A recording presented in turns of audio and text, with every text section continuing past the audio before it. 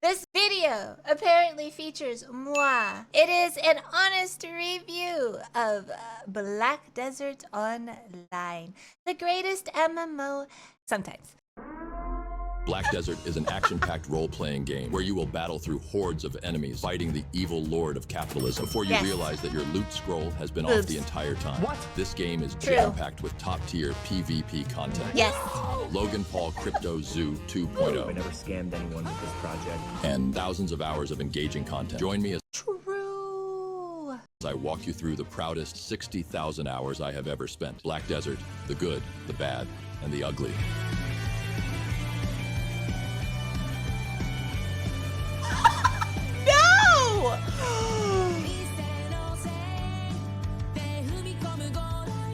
As we all know, the best part of any game is the story. And Black Desert Dude, he just made me realize my loot scroll was off. Dang, and we're only 41 seconds in. Holy crap, already true.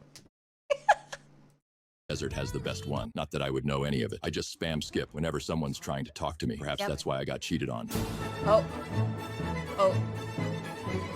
In the far-off world of Los Angeles, where everyone lives in peace and harmony and the patriarchy has been subverted, the girls do what they do best, which is start a 300 versus 300 catfight over who has the better rack of prime ribs. But their armies boycott them because they're too busy learning about baking pies from their favorite educational cat person. I've never had a cream pie before. This makes the capitalists very angry, so they decide to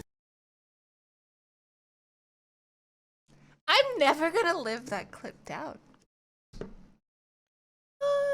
Okay. throw the globe in the Grand Canyon and tell everyone the Earth is more donut-shaped, like your mom. Our hero, John Desert, is here to save the day after getting off a 300-year bender. He will 1v1 the Dark Lord Mr. Kim and make Black Desert great again by reminding us why we play this game in the first place. Part 1. Who has the biggest hot dog? If you ask your average gamer what makes a good game, they will probably say it needs to be fun, or it gotta look pretty, or maybe it shouldn't have predatory monetization practices that appeal to the male gaze. Wrong. The only thing that matters in gaming is assigning a single number to every player. How to measure your penis size. Welcome to week number 4 of my 700 gear score series. Frankly, a game where you can't whip out your massive personality and stroke it in the town square is a game that should not be made. This number is your gear score, and similar to the caste system of medieval Europe, there are 3 different levels of gear score, 650 and below, the lowest tier on our list. Absolute peons who stack no paper and pull no maidens. They have only been running in circles killing monsters for 100 to 200 hours. How pathetic. The thought that I share this, the game of all time, with such absolute scum who can't even spend 300 hours grinding to buy one weapon makes me sick to my stomach. My one wish is that all such wastes of space become lobotomized servitors to work in the toxic neodymium mines of the future so that us important people can have our clean energy and talk about how great we are for driving our electric cars. Bro, chill! Oh my god! He ain't wrong. BRB uninstalling video before I get lobotomized.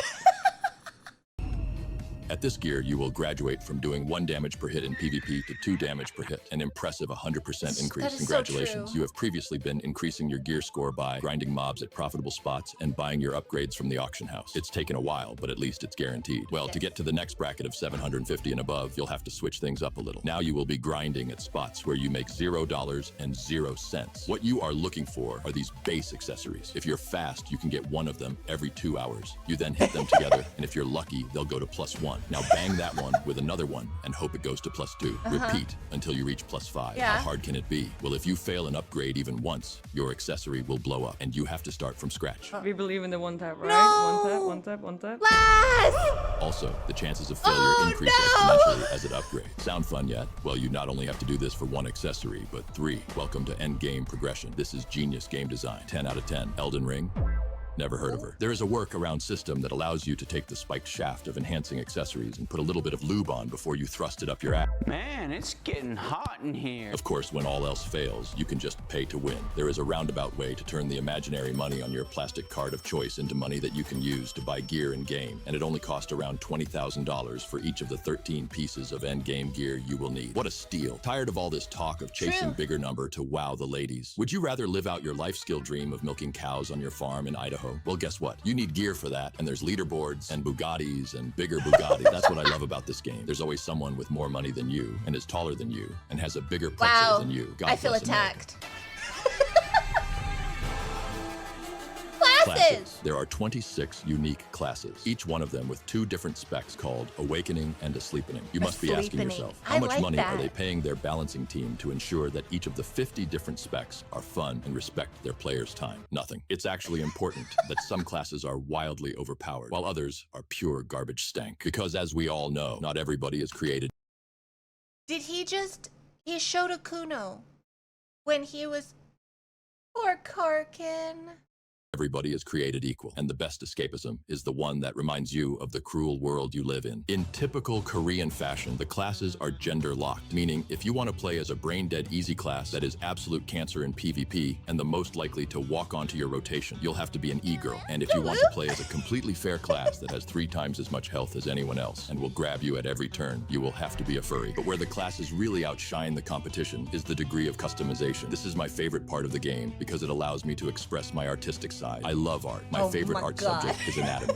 Ranger, the mandatory first-person shooter class. To get the best results from this class, you will need disappointed parents, testosterone blockers, and for min-max, get a chastity belt off the black market. Epic phase clan PvP montage. Hit targets out of render distance. My favorite thing about this class is the playstyle. And before you ask, yes, it is a balanced class. Valkyrie, you loved Leroy Jenkins from the classic MMO Arc and Liberty. But how do we spice things up a little? Boobs. I hate dueling Valkyries. Not because of a skill issue on my part, but because their block is broken. Using historical fighting moves like calling down holy swords from thin air and summoning an atomic bomb. This class also adds an accessibility option to the game for all the 6-fingered players out there. Also give heals and stuff to your teammates. Perfect for ganking. The only downside, you have to be a ginger. Musa, the salt farmer class. I have never not had an experience. Hey, what's so bad about being a ginger? My mom's a ginger. Wait, I thought everybody loved gingers.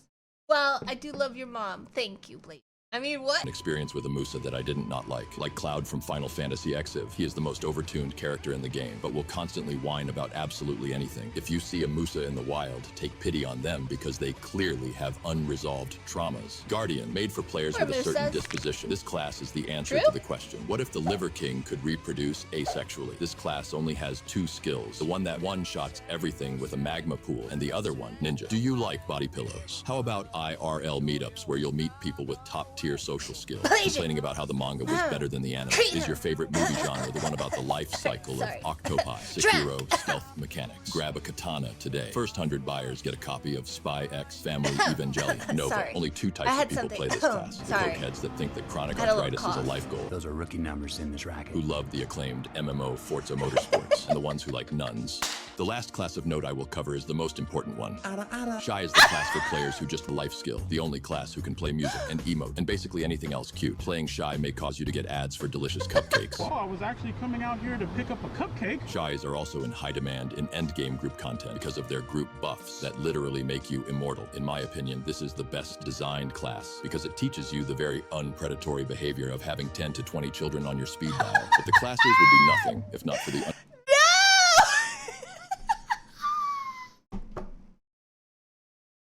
No! It's for all. It's okay. Uh-huh. But the classes would be nothing if not for the underlying combat, which is one of the game's strengths. If there was one word I would use to describe it, satisfying. Feel the breeze on your ass crack as you dart in for a lightning quick kill before you disappear in a flash. Or bring down a golden hammer like the final boss in Dank Souls. Everything about the style of the classes to the way they feel fits perfectly. And for all the min-maxers, there is also a skill curve. I'm about to nut. Oh no. Which skills flow into each other? Which ones buff damage or debuff enemies or make your PP bigger? Everything from the flashy animations to the amazing sound design make this the standard for combat in MMOs. Tired of the endless grind for gear? Engage with some of the horizontal content. Horse breeding. Ever wanted to roleplay as Bob Baffert? Me either. Boss splits. The mandatory from software experience that all games are legally required to include. We could just extend the basic combat that the game is based on, as we've already established is pretty based. But what if we added some fun? Mechanics. My favorites are the one where you take a guaranteed almost one-shot attack, along with a massive speed debuff. The one where the boss has infinite eye frames like a Fortnite hacker. And the one where the boss runs away from you for 2 minutes while spawning infinite ads, Dark Souls 2 style. It's mechanics like these that make the bosses enjoyable. And before the extra chromey homies say you can just look up a guide on how to fight them, no, I do not want to. Because as an American, I do not consider education to be a virtue. PvP, I love it. Watch my epic PvP mod. I like this person. Yo! Oh my god! No, chill. Like the video? I like this person. P montage, where I walk cinematically through town for half of it before epically owning PvE normies to the backdrop of the Weeb Classics. They recently added an anonymous PvP server that, according to some, is killing PvP. I personally disagree with this take. I enjoy the anonymity this. Wait, he wasn't calling out flowers. He was calling out Khufu. Look, he was calling out Khufu. Epically owning PvE normies to the backdrop of Weeb Classics. Khufu does that.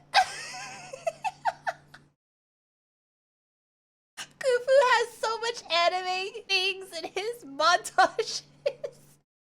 this server provides, as it allows me to cosplay as my favorite podcaster Logan Paul by running around ruining people's day and suffering no consequences for my actions. There are PvP modes like 3 versus 3 arena and large-scale guild wars, but I'm more a fan of that guerrilla open world action.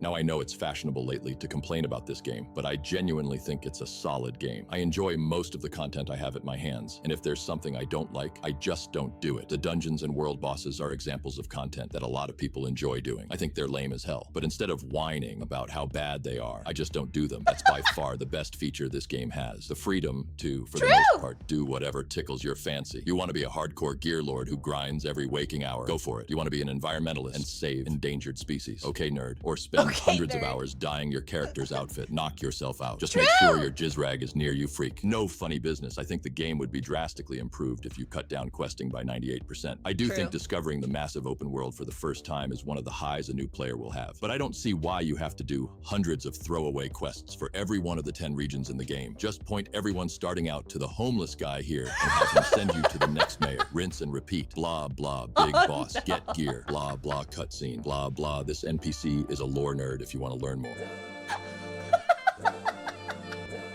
So there's a fun mechanic where if you die to a mob, you have a chance of losing a type of gear called crystals. And some of these crystals can cost you up to 5 hours of grinding to replace. Now some might say, just grind at safe spots where you have no chance of dying. You actually want to try a spot a little risky because orcs just ain't cutting it. Sucks for you. And this is clearly an opinion to have. But sometimes the server does this amazing thing where it just stops running.